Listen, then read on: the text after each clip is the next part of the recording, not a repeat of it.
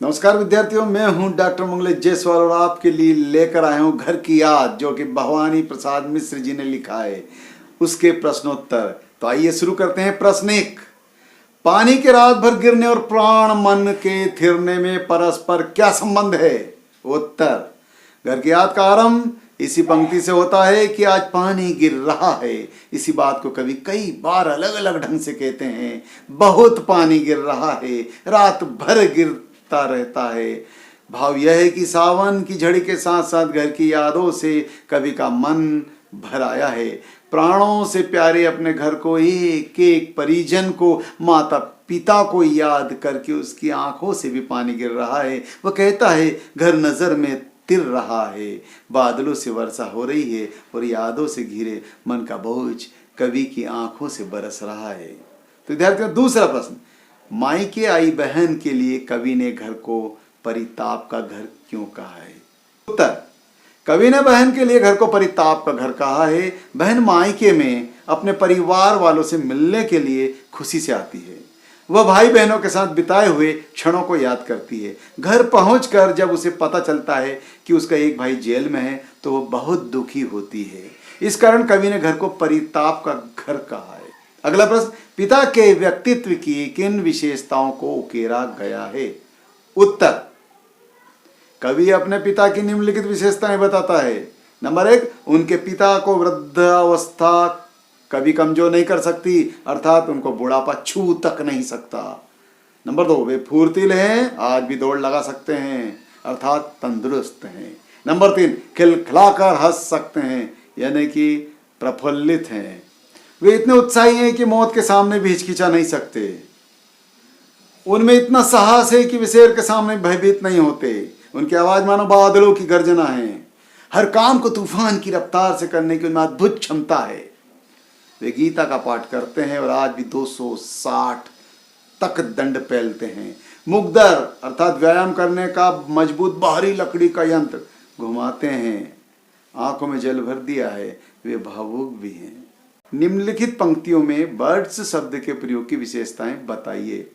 मैं मजे में हूं, सही है, घर नहीं हूं, बस यही है, किंतु यह बस बड़ा बस है, इसी बस से सब विरस है।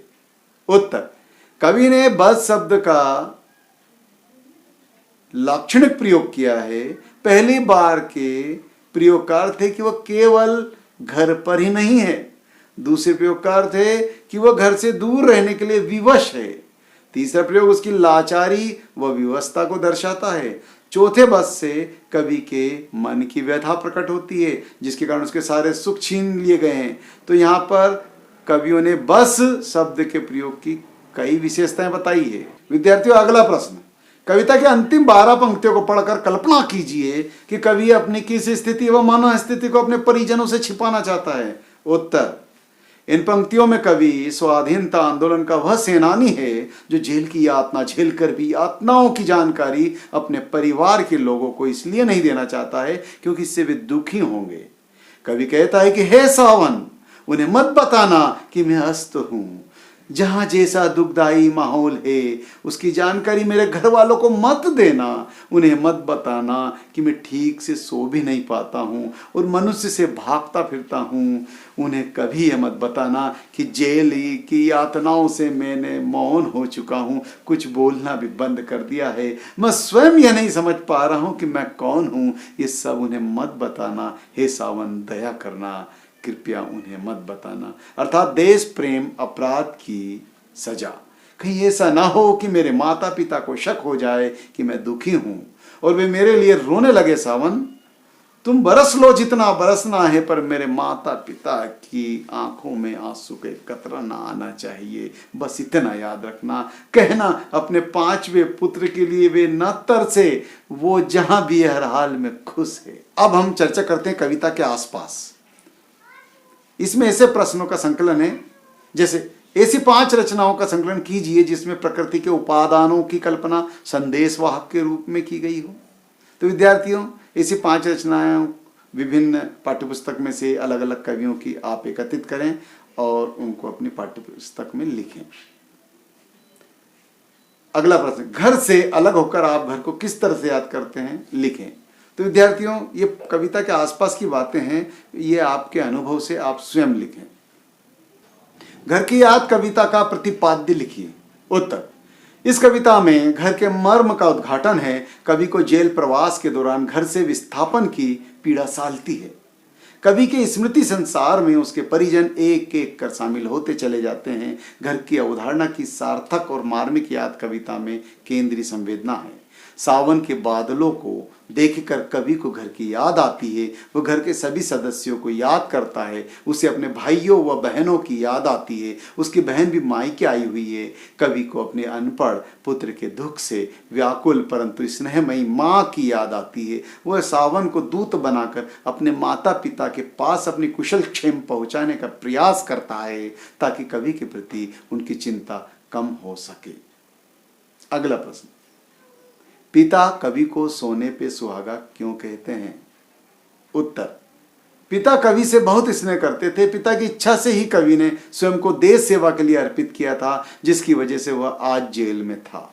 उसने परिवार का नाम रोशन किया। इन कारणों से पिता ने कवि को सोने पर सुहागा किया। अगला प्रश्न, उम्र बड़ी होने पर भी पिता को बुढ़ापा क्यों नहीं छू पाया था? उत्तर, कवि के पिता की आयु बहुत अधिक थी, परंतु वे सरल स्वभाव के थे, निरंतर व्यायाम करते थे और दौड़ लगाते थे। वे खूब काम करते थे तथा निर्भय रहते थे। इस कारण उन्हें बुढ़ापा छू तक नहीं पाया। अगला प्रश्न, देखना कुछ बक न देना के स्थान पर देखना कुछ कह न देना के प्रयोग से काव्य सुंदर में क्या अंतर आ जाता? उत्तर, कवि यदि बक शब्द के स्थान पर कह शब्द रख देता तो कथन का विशिष्ट अर्थ समाप्त हो जाता। बकना शब्द खीज को प्रकट करता है, कहना सामान्य शब्द है, अतः बक शब्द अधिक सटीक है। तो विद्यार्थियों, यहाँ पर इस अध्याय के प्रश्न उत्तर समाप्त हुए।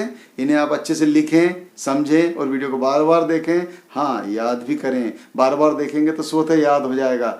और हाँ, सब्सक्राइब करना ना भूलें चैनल को। बेल आइकन पर क्लिक भी करें और समय समय पर अपने साथियों को शेयर भी कीजिए। धन्यवाद।